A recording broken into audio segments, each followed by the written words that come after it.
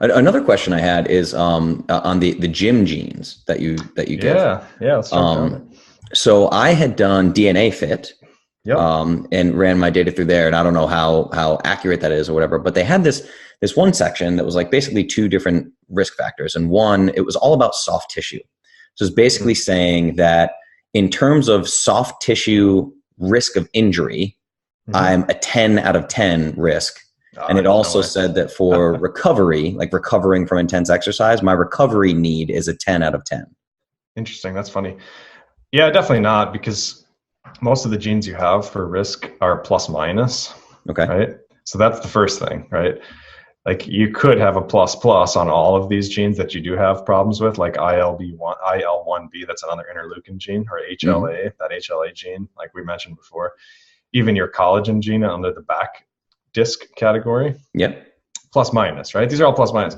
So if you're 10 out of 10 with plus minuses, well, what are you in your plus plus, right? 10 out of 15, because Yeah. Yeah. you know what I mean? Like you can't be at the max if you're only plus minus. That's You know true. what I mean? Yeah. Like logically. So first, that's like an obvious problem there. Yeah. So the plus minuses really are harder to predict. Now, the back disc genes that you do have, the collagen 11A and the interleukin 1, those ones Mm-hmm. are pretty predictive. Most people that have those, almost everybody I talk to, they have low back issues Mm-hmm. at some point in their life. You probably have as well. Yep. Yep. I have a Um, nagging one that never goes away. yeah. Yeah. And I have that same issue. Actually, I have those genes, and it's tough, man. I learned how to deadlift actually, and that fixed almost all the problems. I used to throw my back out every year, almost like religiously, like once a year, Yeah. since I was about 12 years old, which is really Wow. really bad. But again, I'm plus plus. You know, like I'm apparently a 15 out of 10 if you're a 10 out of 10, because I'm Yeah. actually worse. And I didn't eat healthy as a kid. My family would do cereal every day and all this Me kind of stuff. too. Yep. And so that's a big factor, because I wasn't getting collagen, and I think supplementing collagen is a huge one. But it's been literally 10 years since I've thrown my back out. Once I learned how to deadlift and eat healthy, of course, between those two things. But um, this year I finally threw my back out again. Mm-hmm.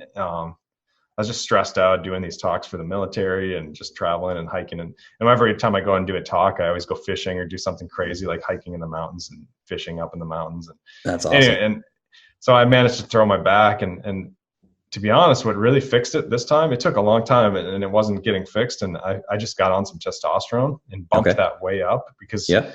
testosterone is a way to increase healing, right?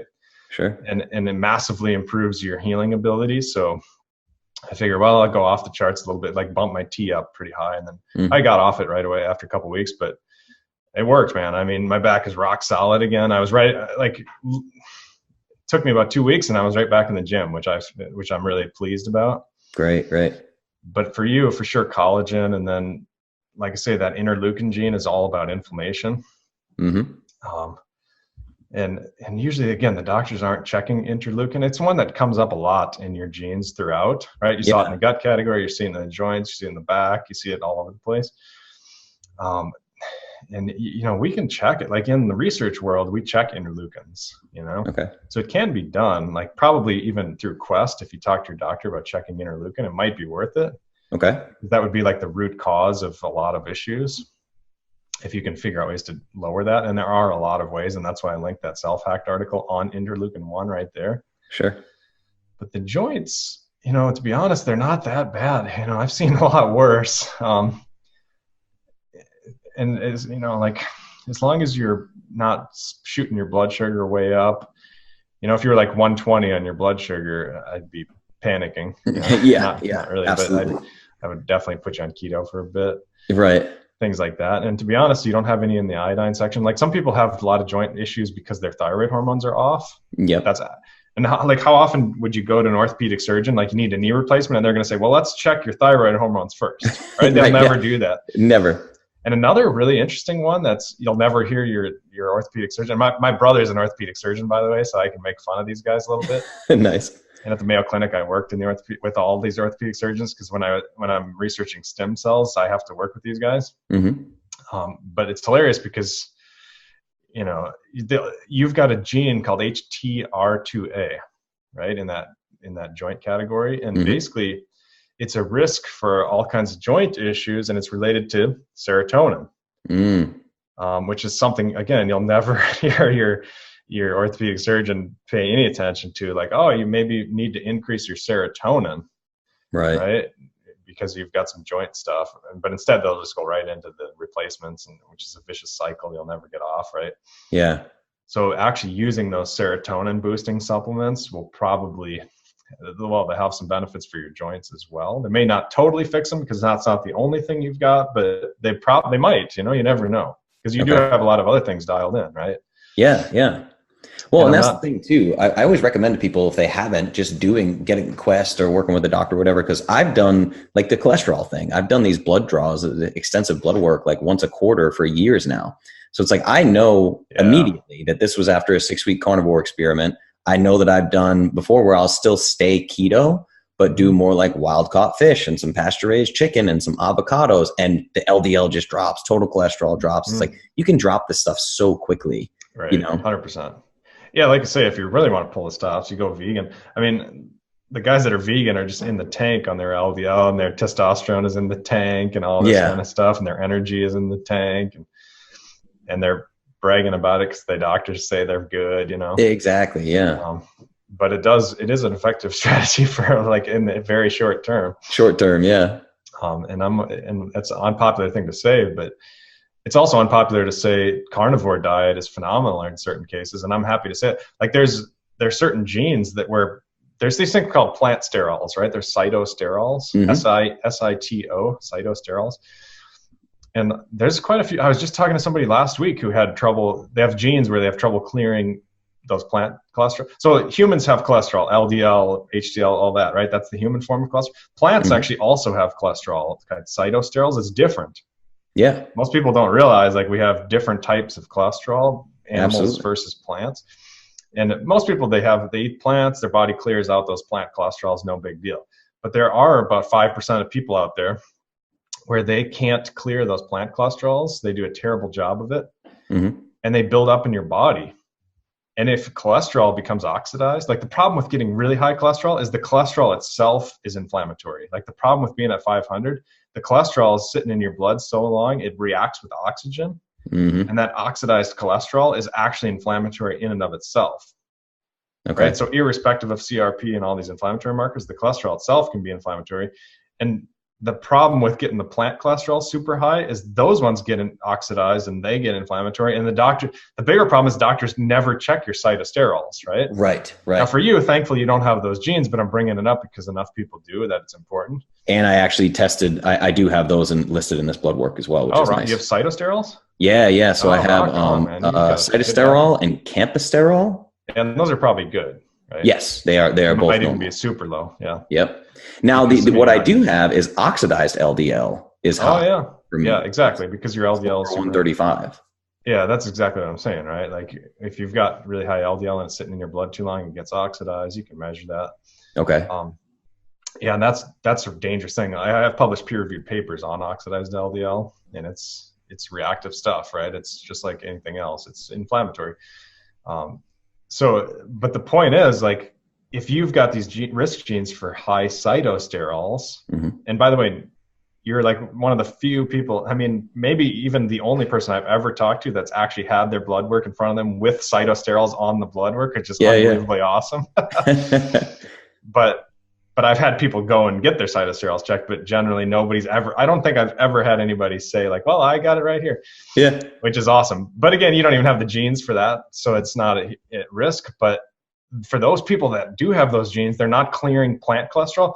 They pretty much should eliminate plants. Like those people, I'm basically adamant that they go carnivore, Wow. Even if they're vegans, like you gotta avoid plants, man. And you can take some plant supplements. Like you could take, I don't know, resveratrol or something like I'm not a huge fan of resveratrol because it acts like estrogen at high doses, but you know what I mean? Like you could take those plant supplements because those are purified compounds from plants. They're not the plant cholesterol.